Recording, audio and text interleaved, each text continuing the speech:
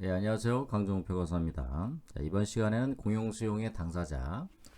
자, 우리 공익사업을 할 때는 항상 등장인물이 있게 마련이죠. 자, 우리 사업 시행자가 하나의 등장인물이고요.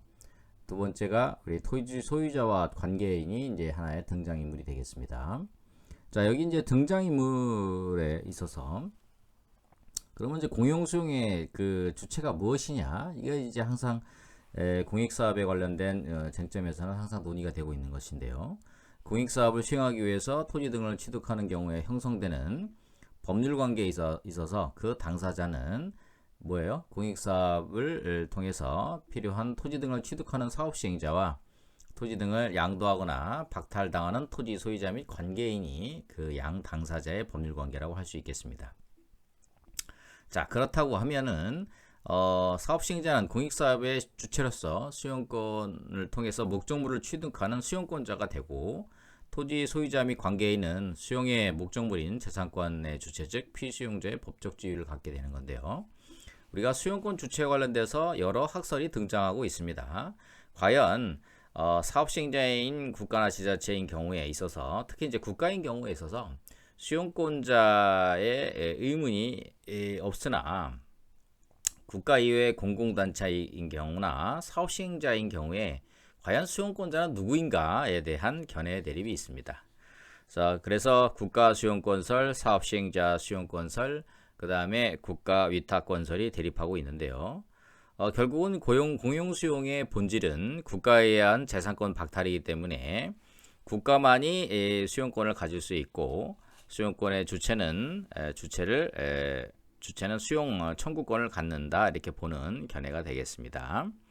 그 다음에 이제 사업 시행자 수용권설이죠. 결국은 수용권의 본질은 재산권의 이제 강제적 그 취득이라는 것으로 보았을 때, 결국 수용권을 통해서 공용 수용의 효과를 향유할 수 있는 능력이라고 보는 것이 맞지 않느냐. 따라서 사업 시행자가 재산권 취득의 효과를 향유하는 자이기 때문에 사업 시행자를 수용권의 주체로 봐야 된다. 이게 이제 통설 판례고요.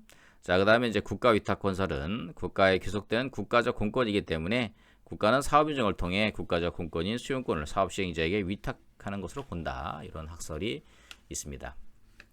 자, 대법원 판례 936 19375 판결에서는, 자, 대법원은 사업 인정의 설권적 행정 행위성을 가지고 있기 때문에 사업 시행자 수용권설 입장에 있다, 이렇게 보고 있습니다.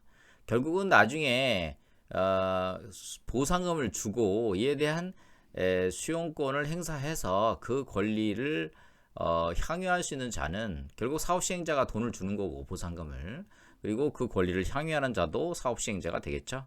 따라서 사업 시행자 수용권설이 타당하다, 이렇게 보시면 되겠습니다. 자, 수용권자의 법적 지위죠. 한쪽에서는 권리면은 다른 쪽에서는 의무가 되겠습니다. 수용권자에게 권리는 피수용자에게는 의무가 되겠고, 피수용자의 권리는 사업 시행자의 의무가 되겠습니다. 그래서 법적 지위, 법률 관계, 권리 의무 관계, 이게 동일한 용어다. 우리 시험에서 거의 뭐 90% 이상이 법률 관계, 그 다음에 법적 지위, 권리 의무의 관계의 갈등의 문제가 시험에 출제된다는 사실을 여러분들이 참고하시면 되겠습니다. 자, 수용권자의 법적 지위로 보면은요, 권리로 보면 뭐 타토출 있죠, 타인 토지 출입권, 수용권, 사업 인정 신청권, 뭐 이런 것들이 있습니다. 재결 신청권, 그 다음에 원시 취득권, 대행 청구권, 대집행 신청권. 대표적인 의무가 손실보상 의무죠. 손실보상 의무. 그 다음에 피수용자의 재결 신청에 응할 의무가 있고요. 그 다음에 이제 위험부담 관련된 내용이 있습니다. 권리 의무의 승계는 뭐 참고하시면 되겠고, 5조에 규정되어 있죠. 그 다음에 이제 권리구제에 보면은 사업인정에 대한 불복, 토지보상법에서 20조에서 사업인정 신청을 하게 되고, 국토부 장관이 이를 거부하거나 또는 부작위한 경우에 있어서는 뭐 거부, 처분, 취소 소송, 부작위 법 확인 소송, 이런 것들을 할 수 있고, 뭐 그거에 대해서 손해가 발생했다 그러면은 사업 시행자는 국가배상 청구 소송도 가능할 수 있겠다. 자, 그 다음에 이제 재결에 대한 불복이죠. 사업 시행자는 토지보상법 제83조, 85조에 따라 34조에 의한 재결이 있을 때 재결에 대한 불복으로서 이의 신청과 특별표소 행정심판이죠. 행정소송을 제기할 수 있고, 이때 이제 행정소송이 보상금 증감에 관한 소송인 경우에는 보상금 증감 청구 소송으로서 사업시행자는 토지 소유자 또는 관계인을 피고로 해서 소송을 제기할 수도 있습니다. 자, 수용권의 객체 피수용자죠. 토지 소유자는 2조 4호 공익사업에 필요한 토지를 소유한 자 이렇게 되어 있고요. 5호의 관계인에 대한 규정이 있습니다. 자, 관계인이란 사업시행자가 취득하거나 사용할 토지에 관하여 지상권, 지역권, 전세권, 저당권, 사용대차 또는 임대차에 따른 권리 또는 그 밖에 토지에 관한 소유권의 권리를 가진 자나 그 토지에 있는 물건에 관하여 소유권이나 그 밖의 권리를 가진 자를 말한다. 다만 22조 토지보상법 22조에 따른 사업인정고시가 된 후에 권리를 취득한 자는 기존의 권리를 승계한 자를 제외하고는 관계인에 포함되지 않는다. 그래서 사업인정 고시 이후에 새로운 권리를 취득한 자는 관계인에 포함되지 않는다는 것이 쟁점입니다. 자, 피수용자의 범위는 바로 토지 소유자와 관계인이고요. 토지 소유자 받고요. 관계인 아까 규정 받습니다. 그래서 이제 관계인의 그 범위를 어떻게 볼 것이냐에 대해서는 소유권 이전 등기 전에 매수인이라든지 가등기 권리자, 압류, 가압류권자 등은 관계인에 해당하고 가처분 권리자는 관계인에 포함되지 않는다라고 판시하고 있습니다. 자, 피수용자의 법적 지위 권리로 보면은요, 토지 물건 조서 작성의 이의부기를 위한 의견 제출권이 있고요. 그 다음에 사업인정 및 재결 시 문서 열람권, 의견 진술권이 있습니다. 재결 신청 청구권이 있고요. 잔여 등의 매수 또는 수용 청구 74조 규정이 있죠. 그 밖에 토지 등에 대한 보상 청구권 79조, 사업인정의 실효 및 사업의 폐지 변경으로 한 손실보상 23조, 24조 있고요. 환매권 91조, 행정쟁송 제기권 83조 이의신청이 있고요. 자, 85조 행정소송을 제기할 수 있는 권리가 있습니다. 피수용자 의무에 대해서는 11조 인용 의무가 있고요. 그 다음에 토지보전 의무 25조, 그 다음에 수용 목적물 인도 이전은 43조 규정이 있습니다. 또한 이제 권리의 승계 관련된 내용 보시면 되겠고요. 자, 권리구제 관련돼서는 사업인정은 복효적 행정이로서 피수용자의 토지 소유자와 관계인은 침입적 행정 행위가 될 수가 있겠습니다. 따라서 토지보상법의 명문의 불복 규정은 없지만 행정심판법, 행정소송법에 따라 권리구제를 할 수 있다. 이렇게 정리해 보시면 되겠고요. 재결에 대해서 토지보상법 제83조, 85조에 한 34조 재결이 나왔을 때 83조, 85조에 따라 재결에 대한 이의신청, 자, 특별법 행정심판 제기할 수 있고, 재결에 대해서 85조 1항 취소소송, 85조 2항 보상금 증감 청구 소송, 그 다음에 이제 우리 판례로서 우리 행정 소송이니까 뭐 무효동 확인 소송 제기할 수가 있다 이렇게 보시면 되겠습니다. 자, 그런 내용 참고하시면 되겠고요. 판례 내용 있으니까 보시면 되겠고, 우리 2회 1번 문제 피수용자 법적 지위가를 설명하시오 50점 이렇게 출제된 바가 있습니다. 자, 공용수용은 이제 목적물이죠. 첫 번째 이제 공용수용의 목적물로서 결국은 타인의 재산권을 강제로 취득하는 겁니다. 수용의 목적물은 결국은 타인의 특정한 재산권이 목적물이 될 수가 있겠다. 예, 그게 이제 핵심이 되겠습니다. 그래서 모든 수용 목적물은 모든 재산권이 되는 것은 아니고요. 어떤 특정 목적물이 아니면 해당 공익사업의 시행이 불가능하거나 지극히 곤란한 비대체적인 성질을 갖는 특정 재산권에 한해서 수용의 목적물이 될 수 있다. 따라서 수용물의 목적물의 범위는 필요 최소한도에 그쳐야 한다는 것이 핵심적인 내용이 되겠습니다. 그 한도를 넘는 부분은 수용의 대상이 될 수가 없고요. 그러한 부분에 대한 수용은 위법하다. 이렇게 보시면 되겠습니다. 결국은 형평의 원리에 의한 공사이익 조절과 피수용자의 권리보호, 공익사업의 원활한 진행을 위한 목적물의 확장 이런 것들이 인정된다. 이렇게 보시면 되겠습니다. 토지보상법 제3조의 적용 대상, 즉 목적물의 종류에 대해서 명시하고 있습니다. 사업시행자는 다음 갖고 해당하는 토지 물건 및 권리를 취득하거나 사용하는 경우에 이 법을 적용한다. 1호 3조 1호 토지 및 이에 관한 소유권 외 권리, 2호 토지와 함께 공익사업을 위하여 필요한 임목, 건물, 그 밖에 토지에 정착된 물건, 이에 관한 소유권의 권리, 3호에 광업권, 어업권, 양식업권 또는 물의 사용에 관한 권리, 4호에 토지에 관한 속한 흙, 돌, 모래 또는 자갈 등에 관한 권리. 그 다음에 이제 목적물의 확장이죠. 결국 목적물의 범위는 공익사업의 원활한 시행과 피수용자의 권리 측면에서 공영 수용의 첫 번째 단계인 사업인정 절차, 즉 세무고시에서 확정이 되는데요. 결국은 목적물 범위에 대한 다툼은 결국 사업인정의 다툼으로 이어지게 될 수 있겠습니다. 자, 목적물이 뭐 무제한적으로 될 수 있는 것은 아니고요. 목적물에 이제 제한이 따르는 부분이 있겠습니다. 그래서 일반적인, 물론 이제 우리가 최소 침해 원칙이 관철돼야 한다고 보면 되는데요. 자, 일반적인 제한에서 수용제도 본질상의 제한이 있습니다. 결국 수용 목적물은 헌법의 기본권이 재산권 보호 측면에서 필요 최소한도에 이루어져야 하고 비대체적이어야 한다. 즉 필요 최소한도의 판단은 사업으로 얻어지는 공익과 이로 인해 침해되는 사익 간의 이익 형량을 통해서 이루어진다. 즉 비례 원칙에 따라 이루어진다. 이렇게 보시면 되겠습니다. 자, 목적물의 성질에 따른 제한이 있는데요. 대표적인 게 이제 치유회복권이 인정되는 자, 영화 그린카드 이런 데 보면 이제 치유회복권 이런 거 나옵니다. 대사관으로 넘어가는 거죠.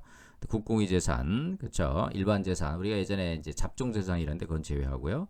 공익사업이 이용되고 있는 토지, 사업 시행자의 소유 등의 토지는 성질상 수용 목적물이 되지 못한다. 다만 이제 곡물의 수용 가능성에 대해서는 뒤에 논란이 있다.